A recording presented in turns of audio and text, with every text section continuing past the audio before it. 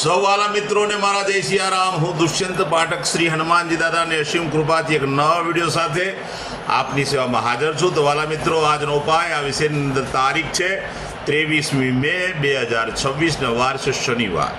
પંચાંગની વાત કરું તો અધિક જ્યેષ્ઠ મહિનો છે, શુક્લ પક્ષ ચાલી રહ્યો છે, માઘ નક્ષત્ર, ધ્રુવ યોગ, સિંહ રાશિનો ચંદ્ર અને વૃષભ રાશિનો સૂર્ય છે। અશુભ સમયની જો વાત કરું તો રાહુકાળ સવારે 9:04 થી 10:44 સુધી છે અને યમગંડ બપોરે 2:02 3:44 સુધી છે। આ સમય અશુભ સમય કહેવાય। અશુભ સમયની અંદર શુભ કાર્ય, શુભ યાત્રા ન થાય। શુભ કાર્ય અને શુભ યાત્રા કરવા માટે કોઈ સારું ચોગડિયું, સારું મુહૂર્ત લેવાનું, જેમાં ઉત્તમ અભિજીત મુહૂર્તનો સમય સવારે 11:57 થી બપોરે 12:50 સુધી છે। આ સમયની અંદર તમે કોઈ પણ પ્રકારનું શુભ કાર્ય અને શુભ યાત્રાની શરૂઆત કરી શકો। વાલા મિત્રો, વાત કરીશું આજના ઉપાયની। તો આજના ઉપાયની અંદર વહેલી સવારે તમે સ્નાન કરવા બેસો ત્યારે નાવાના પાણીની અંદર તમારે ગુલાબજળ પધરાવવાનું છે। 3-4 ચમચી જેટલું ગુલાબજળ તમે નાવાના પાણીમાં પધરાવજો અને પાણીમાં મિક્સ કરી દેજો। ત્યાર પછી તમારે સ્નાન કરવાનું છે। તમે સ્નાન કરી લો, તમે કપડાં પહેરી લો, વસ્ત્ર પહેરી લો, ત્યાર પછી તમારા ડાબા અને જમણા પગના અંગૂઠાની નીચે સરસિયાના તેલનું તિલક કરવાનું છે। બરાબર સમજજો, ડાબા અને જમણા પગના અંગૂઠાની નીચે સરસિયાના તેલનું તિલક કરવાનું છે। બસ આટલું જ કરી લો। ત્યાર પછી સીધું સંધ્યાકાળે પશ્ચિમ દિશા તરફનું મુખ રાખી શ્રી હનુમાનજી દાદાને એક કાગભૂષણની રામાયણજીનો પાઠ, એક હનુમાન ચાલીસાનો પાઠ અને સમયની જો અનુકૂળતા હોય તો સુંદરકાંડનો પાઠ દાદાને અર્પણ કરો।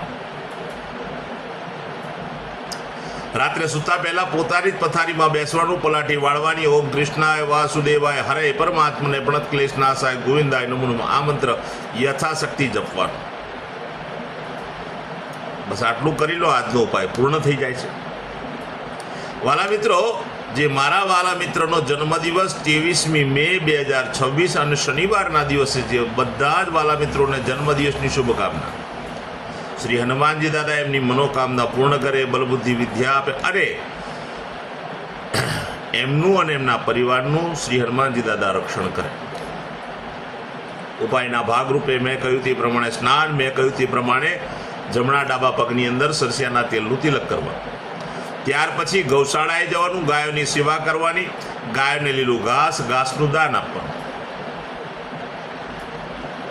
તમારે ત્યાં ભોજન બન્યું હોય તે ભોજન પણ ગાયોને અર્પણ કરી શકો। બીજી એક પ્રાર્થના કરું છું કે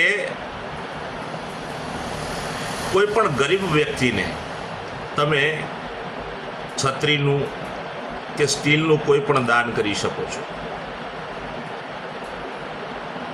બીજી એક પ્રાર્થના કરું, સંધ્યાકાળ થાય, સૂર્યાસ્ત થઈ ગયા પછી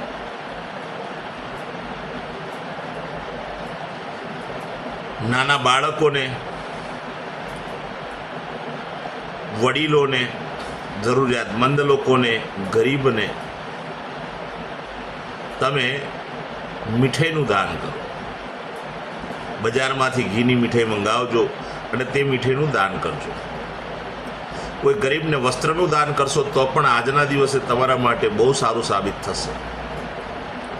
જેમની મેરેજ એનિવર્સરી 23મી મે 2026 શનિવારના દિવસે છે, એવા બધા જ વાલા મિત્રો સવારે સ્નાન કરી વડીલોના ચરણ સ્પર્શ કરી આશીર્વાદ મેળવવાના।